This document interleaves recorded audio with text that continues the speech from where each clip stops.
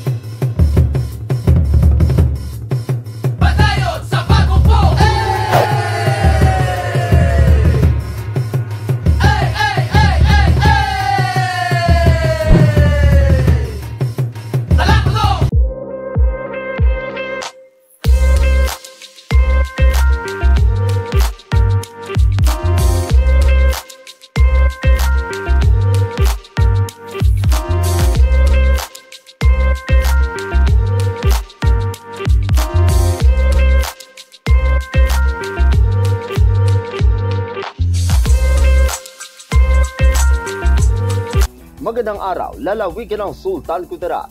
Narito na ang mga pangunahing balita sa Sultan Kudarat Headliners ngayong Agosto 27, taong 2024. Pagbubukas ng ika-11 Hamungaya Festival at ika-67 Foundation Anniversary ng Bayan ng Isulan, naging magarbo. Narito ang ulat. Formal nang sinimula ng pagbubukas ng ika-11 Hamungaya Festival at ika-67 Founding Anniversary ng Bayan ng Isulan na may temang Honoring Roots, Celebrating Culture, Embracing Change for Sustainable Progress sa pamamagitan ng thematic at opening parade mula sa Round Ball patungo sa munisipyo ng Isulan kung saan naganap ang opening program kahapon, ika-26 ng Agosto taong kasalukuyan. Dinaluhan ito ng mga mamamayan ng Isulan sa pangunguna ng lokal na pamahalaan at mga lokal na ahensya, SB members, barangay officials, mga alkalde mula sa ibang bayan ng lalawigan kasama ang mga sumusunod, DepEd, mga paaralan, people's organizations at mga non-government organizations, mga sponsors at mga kooperatiba. Nagbahagi rin ng special message si Sultan Kudarat Governor Dato Pax alias Manguno Dato at sinundan ni Congresswoman Bayrihan M. Sakaluran.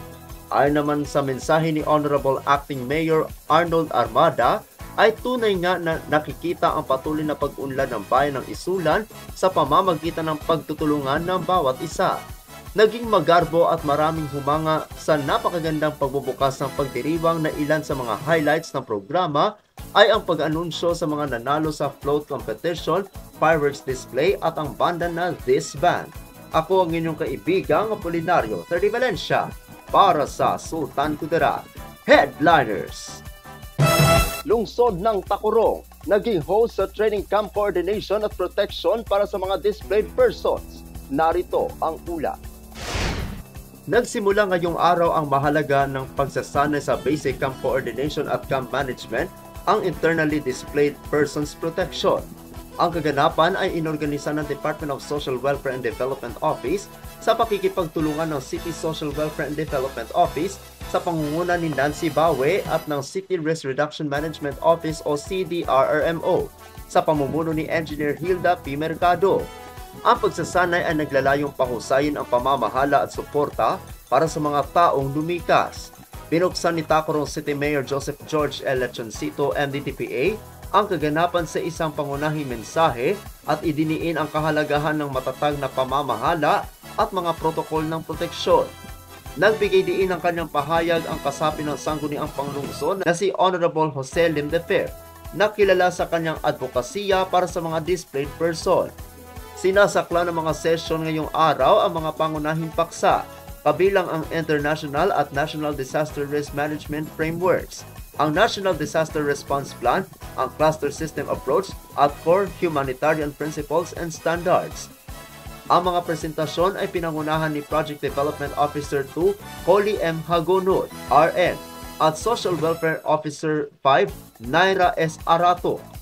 Ang pagsasanay ay magpapatuloy bukas na may mga karagdagang sesyon na idinisenyo upang higit pang bumuo ng kadalubhasaan ng mga kalahok sa pamamahala ng mga pangangailangan ng mga taong lumikas. Ako ang inyong kaibigang Apolinario Ferdi Valencia para sa Sultan Kudarat Headliners. Para sa uling balita, lungsod ng Tacurong, nakiisa sa pagdiriwang ng Araw ng mga Bayani. Narito ang ulat. Mataimtim na ginunita ng lungsod ng Tacurong ang Araw ng mga Bayani kahapon, ika-26 ng Agosto taong kasalukuyan sa pamamagitan ng marangal na seremonya ng paglalagay ng korona sa monumento ni Rizal. Ang seremonya ay pinangunahan ni City Mayor Joseph George Elechoncito, MDDPA, kasama ang mga kasapi ng sangguniang panglungsod at Police Lieutenant Colonel Brian G. Bernardino, hepe ng Tacurong City Police Station. Ang seremonya na dinanuhan ng iba't ibang lokal na organisasyon at mga manggagawa ng pamahalaan ay kinilala ang mga sakripisyo ng mga bayani ng bansa na nakipaglaban para sa kalayaan. Ang mga kinatawan mula sa bawat organisasyon at ahensya na pawang nakasuot ng puti ay nag-alay ng mga korona sa monumento bilang pagpupugay sa mga nag-ambag sa kasaysayan ng bansa. Ako ang inyong kaibigang Apolinario Ferdi Valencia para sa Sultan Kudarat Headliners.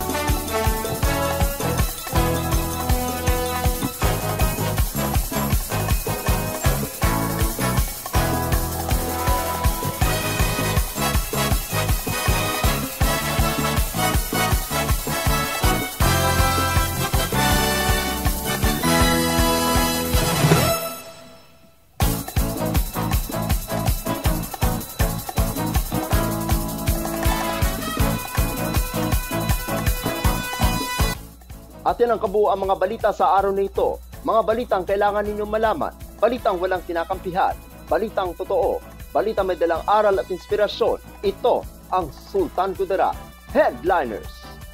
Hanggang bukas, maraming salamat at magandang araw, kaibigan.